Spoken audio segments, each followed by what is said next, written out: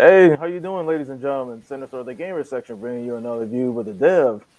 Of course, I'm your host, and of course, if you like the content, be sure to drop us a like. So, with that out of the way, go ahead and let our guest introduce himself. Sure. Hello. Thank you for having me. My name is Jeremy Rhodes. I'm the founder of Nonage.net, and I'm excited to be talking about Powerbots Retro today. All right. Well, we do getting in the beginning. Yeah, what got you into gaming? What got me into gaming? Wow, that's a big question. Mhm. I guess if we go to the very beginning, I would say NES or SNES. I just played it at friends' houses and basements and that kind of stuff, or at some events and whatnot. Um, my first console that we actually owned was the as that my family owned was the Sega Genesis. So Okay. lots of good times on that one, playing let's see, Virtua Fighter 2, I think it was, and Mhm. Sonic Spinball, and a lot of good classics on that one for sure. Yeah, during the 16-bit era. Yeah, yeah. Um, but I don't think anything hit quite as big as the N64 for me, though. Oh, Definitely had a lot of good times playing, Super Smash Brothers yeah. with my friends and with my twin brother a lot, actually. Oh, okay. So yeah, those lots of good times. Yeah, of course, my favorite N64 is WWF No Mercy. Oh, yeah. One of my friends was obsessed with wrestling, and I think that was one of the games they had. That's it. Yeah. Yeah, that's a good one. Oh, I mean, do you have like any other favorites? Of course, that's basically my next question. Do I like had any other favorites along the years? Um, let's see. An odd favorite that maybe isn't as popular is Bomberman 64. Uh-huh. The multiplayer on that one, I feel like was just really good, and even the single player actually as well for the time it was, anyways. I actually took a lot of inspiration from that game for Powerbots Builders, which is a different game that's in development, but similar, similar storyline because it's another Powerbots game. Um, but yeah, Powerbots, or I'm sorry, Bomberman 64. Um, it's another one, GoldenEye. That's a classic. Oh, that's the game that ends friendships. Yeah, a lot of them. That's one of many, right? Yes. That one and what is it, Mario Kart and Mario Party? Those are some big friendship ending games right there, right? Yep. All Yeah, right. yeah, good times. All right. And of course, going on to my next question is your company. How did you come up with the name, and when was it? When did you created it? Oh, I like that. So yeah, actually, I put a lot of thought into the name. I wanted it to have some sort of youthful throwback type Mhm. of feel to it. Just because I feel like video games is how people connect with their inner childs, Right. and in turn, uh, that kind of helps them make connections with other people too. So the word nonage actually means, I believe, the period of immaturity or youth. Right. So it almost like has a negative connotation to it. So I was, but that kind of made me want to pick it more, just to like flip it around, you know. Right. So Hey, something that's unique. Of course, getting into your creation that you named earlier. How did that come about? Powerbots Retro. Let's see. So the whole Powerbots idea actually came from uh, my childhood, and me and my brother, my twin brother Aaron. We we used to like make drawings of those back when we were kids. Like maybe I'd say even as far back as like 8 years old, I think. Right. Um, but yeah, it was fun times, obviously. And then getting back into well, actually, before I get to that point, my father got us started on programming at a young age, and part of getting us into programming was using game development as something to keep our interest in it, and sort of like, hey, here's this cool stuff. Like, since you guys like video games, then maybe you guys would like programming with when it comes to video games. so so that got us towards programming there. So we used to actually make Powerbots games even back at, when we were, I think, 11 or so. Oh, okay. So it was, yeah, my twin brother and I were, I think, around that age, 11 years old. Um, but, obviously I took a break from it for a while and got into other things, got into music for a bit. Actually, still into music. I like, music is good stuff. It's always cool though, to take a break so that way you don't burn yourself out. Yeah, yeah. Yeah, so then when I was, let's see, I was washing dishes for a while, and I got kind of tired of it, and figured I needed something more for my family too, especially. So I went back to college and started taking some programming courses. And as part of keeping myself interested in those programming courses, then I went back to game development uh, to keep my mind fresh between classes and such. So that's what actually when Powerbots Retro started. Okay. Was I think that was like 2014 or so. It was a while ago. Yeah. Between you and your brother, who's the older of the two? I'm older by 30 minutes, and I rub it in all the time. So, so basically, like, with you and your brother, I guess like both of y'all have like your own ideas. Like, you probably, hey, I take this on, and your brother would probably take the other half. Like, when it comes to power bots. Yeah, I think that he, when it comes to the games nowadays, he likes to take the music role, and he does the music for it. Actually, if Aaron Rhodes on Spotify, he's got a couple of good tracks on there. Okay, cool. But yeah, so he makes the music for actually a lot of the games that I make, um, and yeah, he's very talented and does his own recordings and everything. Pieces it together very meticulously, if that's the right word. So yeah, he's been doing more on the music side. He does help out with. See, he's done the artwork, some of the artwork rewrites. Like, cause I'll get stuff started. He's I think he handles like the more finer details on the artwork a little bit better. Um, Cool. so yeah, he does that side, and I stick to the programming and Yeah, just basically you play up each other's strengths. Like, you with the program, him with the artwork and the music. So that's kind of cool. That way you don't overwhelm yourselves. Like, is there yeah. anybody else that helps you with your project, or is just basically you and your brother, you and your twin? I mean, let's see. Yeah, we do have a good group of people that help out. It's mostly myself that does the work on it, and then we have some like artists and freelancers. Actually, some um, I'm blanking on the word right now. Oh, like game design advisors too. So I'm from upstate New York area. Okay. So like, what's the ones that people know? I think are usually like Albany, Troy, Schenectady.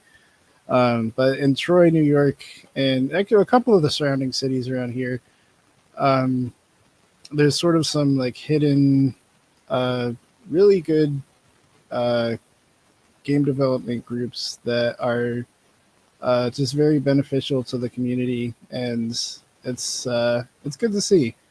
And actually, some of them are not limited to the area as Oh, that's well. good. So if anybody's interested in game development, I would suggest looking into Tech Valley Game Space or TVGS. I've retweeted some of their stuff before, so I'm sure I will again at some point. Well, well, okay, that's good to know. As far as like your character goes, like, what's the plot? Oh, the plot behind your game. That's what I'm getting at. The plots. Let's see. So Shockbot is usually the main character.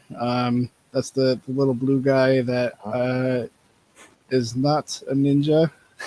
Right. He looks like a ninja, but a lot of people confuse him for a ninja. But he is a robot, and he's got sort of like almost like, I think he was inspired by the comic book character Wolverine. So Right. he's got those kind of pointy things Oh, that the mask on his mask. yeah, that's right. I guess the comic book style of Wolverine isn't as well known since Hugh Jackman came in. I mean, you got But his color scheme in there, well, the blue and the yellow. Well, of course, yeah, usually he's just more yellow than blue, but yeah, that's true. Actually, I didn't even think about that part, or right, maybe I did at the time. But but yeah, so the plot, it's you play as robots, and the robots go around helping out humans. And for Powerbots Retro, there is it kind of starts out with this like lighthearted feel to it, and I right, mean it has a pretty lighthearted feel all throughout the game, but there's sort of like some hidden uh, almost slightly dark secrets that sort of start coming more to light as you play the game. But I won't spoil it for anybody well, that's cool. who wants to play it. But yeah, that's as far as storyline. I'd say that's about as much as I can say without Swollen it. yeah.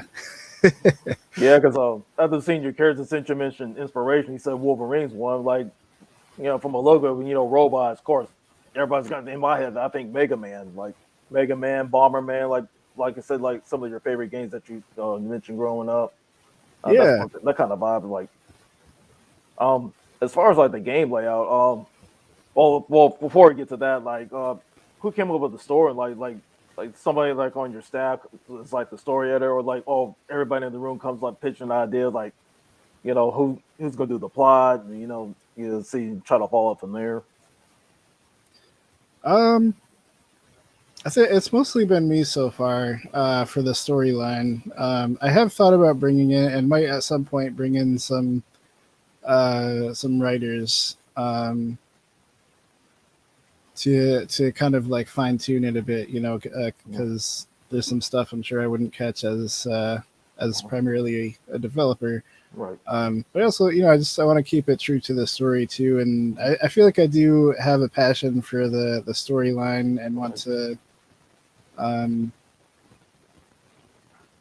there's a few like bigger pieces and other storylines that I am excited to tell down the road that I think people will be able to appreciate and find exciting. And yeah, I like we're thinking about even doing some comic books and stuff down the road too. But we'll see what happens. All right. Of course, by getting into my next question, what kind of game style is it? Like, is it platforming? Is it Metrovania? Things like that. I'm glad that you mentioned Metroidvania because I know not a lot of people know what that is. but yeah, I'd say that's probably what I would categorize it in, is a multiplayer Metroidvania is the buzzword that we often use. Yeah, so it's very that was one of the challenging parts, was getting that multiplayer mixed in with the Metroidvania, because Metroidvanias, you try and unlock different areas and find different items that will get you higher into other areas, and putting a multiplayer spin on that was a tough kind of workaround to get to. But it's basically because the other aspect of it too is that the server is always live and people can join at any time.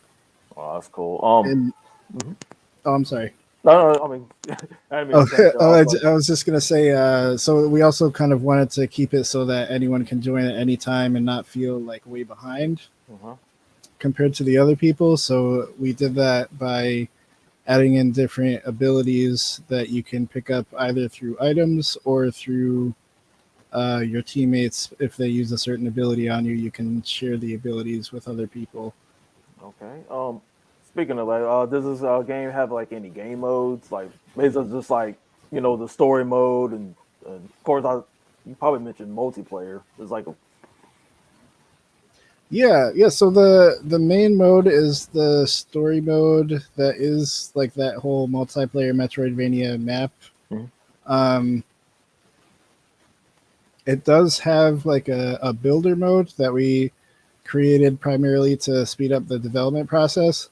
Okay. Um, I think that will be eventually opened up to players as well because it's. I mean, it's it's always good to have a level builder in there these days. It seems like people are catching on to those types of things and able to have fun making their own stuff with it. We're experimenting with other game modes, and I hope to add some down the road, especially because I think that the Metroidvania part of it Uh-huh. um, doesn't really come too easy Right. to all players. Like, if seasoned veterans Right. definitely can pick up on it. Yeah. Yeah. Like myself. Yeah, I'm sure you would pick up on it. But yes, a lot of people, if they get stuck at a place, then especially since it's early access too, they might think it's like a glitch or something. Right. When they have to actually go back to a different piece of the puzzle to figure something out, and um, yeah, it's so I think adding different game modes, and we're still experimenting with it, so we'll see what happens down the road again.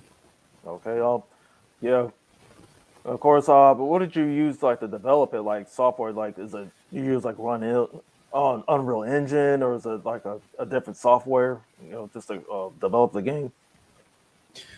So this since I was let's see since I started getting back into game development with this game uh, as I was taking college courses, I Mhm. actually at the time I didn't even know that good game engines like Unity and Unreal Engine Mhm. existed. So I actually made my own game engine in straight Java. So it's made in Java. Like I think that's what the first like early versions of Minecraft were made with that, I believe. Yeah. Um, but yeah, so it's very complicated. It's been interesting to work with, and often has me thinking about a rewrite, which may or may not happen down the road. But yeah, that's it. So right now it's Java. We do use Unreal Engine for Uh, a couple games that are in development, but okay. that one is Yeah. What platform is this game on? right. Right now, it's available on Steam. That's Steam's the king of it. Yeah, Yeah, because yes. when you mentioned Robo, because I did an interview yesterday, and of course the gentleman I interview, of course he has his love for Robo. Of course his is like more of the mech kind, like from the animes and Okay, stuff growing up. So like Gundam stuff. yeah, like the Gundams, Yeah, Transformers, Robotech, that kind of thing, um. And of course, like you mentioned, you like your size of robots, basically like like Mega Man, Bomberman, that kind of like smaller yeah. scales. Like, could you find like those characters easy to create, versus like doing big mechs? And because I know that's a big undertaking. Yeah, for sure. But as far as like the main characters, like what are the enemy types in this game as as your fight? The enemy types, let me see. We've got a couple good bosses in there. We've got, Big Bot is a character who shows up in a couple of games. He's kind of like some people say that he reminds them of the Iron Giants in some scenarios, depending on which version of the game that you play or which Powerbots game that you are playing. Let's see. He's always a tough one to beat. And then there's let me see. in builders, there's like the dark bots are like the generic kind of the dark version of power bots, I guess. Right. And there's other generic robots that are um, like more like drone like grunt type enemies. It's very much like a grinding type of game, like similar to Uh-huh. Powerbots Retro. Actually, was heavily inspired by Maple Story. Okay. So it's like a lot of some grinding, but it's like it's more casual, I guess, than Maple Story. But Right. um, yeah, so you've got. I mean, I think the first enemy that you face is like a robotic trash can, and then it builds up to like big bot, and then other like wheelie bots we call them, and a lot similar to like Mario Uh-huh. enemies. I would say like they have the movement patterns are similar to like old school Mario games. Yeah, just moving left to right, just trying to chase Yeah, after you. Oh, yeah, it's, oh yeah. Does like your game have like a tutorial mode, like to like introduce player into the world, probably just to get a feel of the games? Because you have some that probably skip it, just jump right in and figure it for themselves, and then you probably have some. Hey, I just take the tutorial so I can understand the game before diving right in.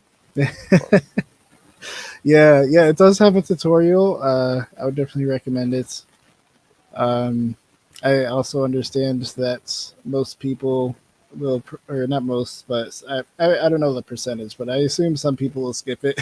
yeah, But yes, I also try to just teach the player as they play the game, which I think that's just where what good game development, right, uh, or I guess that would be more considered game design.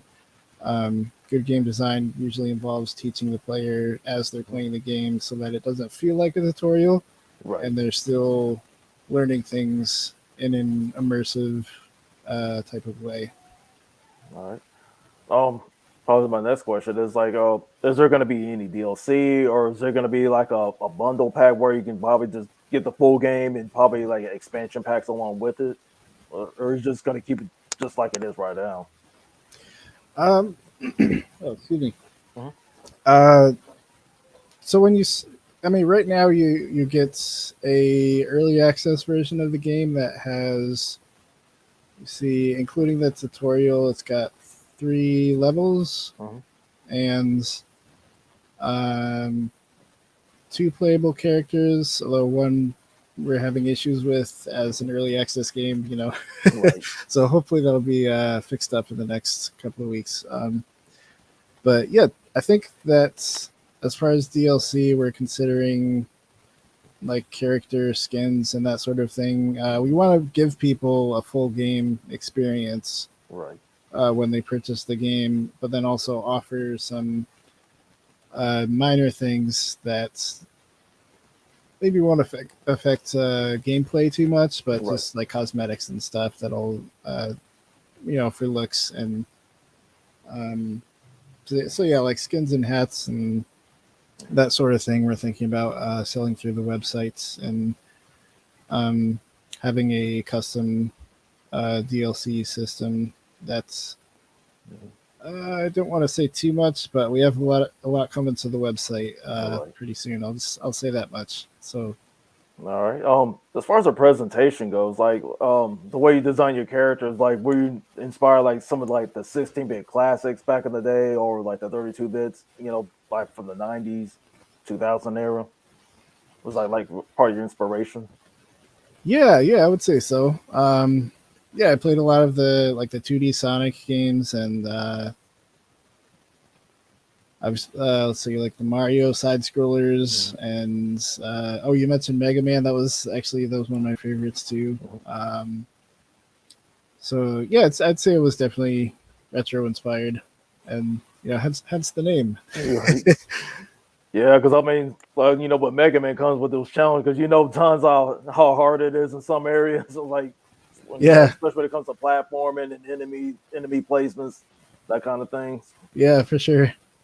Um, yeah, like other part of the presentation. Of course, I know you said your brother does the audio and the artwork. Was there any cutscenes in this game, or like just like probably expand on what the world is like? Yeah, we commissioned an artist. Oh, I hope I get the name right. It was like DHZ Designs or something along those lines. It's in the credits for sure, so you can find it there. But yeah, I think they did a very good job on the intro credits, and I'd like to get some more in there. I don't know if we will, but just I'm really impressed with the artwork that they came up with for the cover and for the intro sequence. Oh, okay, that's cool. Well, something else I was getting. The progress of the game, like percentage wise, like do you have like a timetable when the full game would be released on Steam? A timetable when the full game will be released. Let's see. So yeah, it's tricky because we do actually have most of the game developed right now. So there's a good 7, I'd say, levels. Mhm. Uh, Actually, I can count them. Let me see. So it's got 3 right now, and then there's yeah, I believe it's 7 levels that are mostly done. They have the tile sets complete, the artwork's complete. The main issues, I believe, that we're still, or not issues, the main development we're still working on is the bosses. Right. Um, those were tricky to get out. So I'm hoping within the next year or so, Oh, then we'll have a full game. Uh, I iterate to the team that we are an agile development team, which is just a fancy word for saying that we start where we are and we just release things piece by piece and right. pay attention to how people react to it and um, try to follow what people are most interested in. So Yeah, um, yeah, because I'm sure like do you like post like updates like how the progress is going just to, like keep people in tune like for those who are interested it's like hey like they say oh we should tweak XYZ or hey we got this percentage done and stuff like that like they have like something like that like for those who are interested. yeah, yeah, I would definitely check out our Discord server if you guys are if anyone wants to have some input on the game. That's primarily where we have the feedback. We have like a channel for feature ideas and for glitches, and that's where we try to pay attention to get that feedback. So I believe it's nonage.net/discord will take you there. All right. Um, and we're working on some features on the site so that we can just have people provide feedback directly through the site. But we'll see how that goes. That's um, we're working on a lot, and All I'm right. finding lately that it's important to kind of, uh, I guess, make sort of a priority list Right. and figure out what is like maybe the top 3 things that are needed most that will make our um, our players happy, and we Right. go through those top 3 things, and then we do it again. All right. All right. Of course, my final question is like, do you plan on releasing like, say if this game was successful on Steam or slash PC? Because I'm sure probably on you plan on putting on other stores like Epic Play Store or Epic Store or GOG, that kind of thing. Do you ever plan on putting on like on console, like the say the Switch, for example? That is definitely a focus of ours is the Switch, especially after I mean we just went to a convention in Syracuse. Was a Retro Game Con Junior, which they have a bigger event, Retro Game Con, coming up in October for any gamers who are interested and in the upstate New York area at that time. But just go. That was my first experience going in person to see people or to demo the game in person in a public sort of anyone can play it setting. I've been to like game jams where other game developers have played the game, Yeah. or games that I've made anyways. Maybe not that one specifically, but yeah, just seeing it like seeing in person, especially like the kids that would come up with their parents too, and they would like uh, just seeing the joy when they were playing the games. I'm just like thinking like I gotta focus on making this available for our target audience. Like I feel like I just kind of got a real good picture of like who our target audience actually is. So I think that the people who play the Switch would be very interested in the games that we have to offer. So I think we're Yeah, I definitely can see like a game like that targeting, young children, like something they can take on the road with them or probably, play a little at home. Since you have like little multiplayer, you probably have like little family nights, yeah, that just yeah, to for bring sure. joy. Yeah, and I have kids of my own, and we play especially Powerbots Builders. I think that one my kids like playing that one a lot. Yeah, of course I'm a dad myself. Like, Oh, okay. well, of course, when my daughter gets a little older, she'll probably, be interested in playing stuff like this. Oh, there you go. Yeah.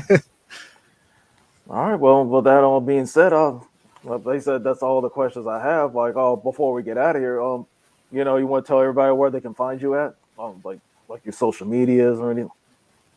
Yeah, definitely check out nonage.net, and we actually have a lot to offer on that site already. We have there's a game My Word that we just put out, and it's like Wordle, but you can sort of like make your own pieces to it and make your own lists and that sort of thing. So it's like anyone can make their own type of anyone can make their own version of Wordle through My Word, basically. And that's free. And we have more free stuff coming out too. So yeah, definitely nonage.net. I would check that out. And then most social medias, we are just at excuse me, at Nonage Games, and Nonage is spelled Nonage. Basically like non-age is how I think of it. So yeah, those are our socials and our website, nonage.net. All right, ladies and gentlemen. Well, like I said, then this concludes another interview with the devs. Of course, I'm your host, Sinister. You can also follow me on my social medias and follow us at the Gamer section. You can follow me on Instagram at Sinister1019, and of course on Twitter it's Conscious19, which you see on the screen. With that being said, hope y'all have a good night and wait for the next interview. Thanks for having me. All right.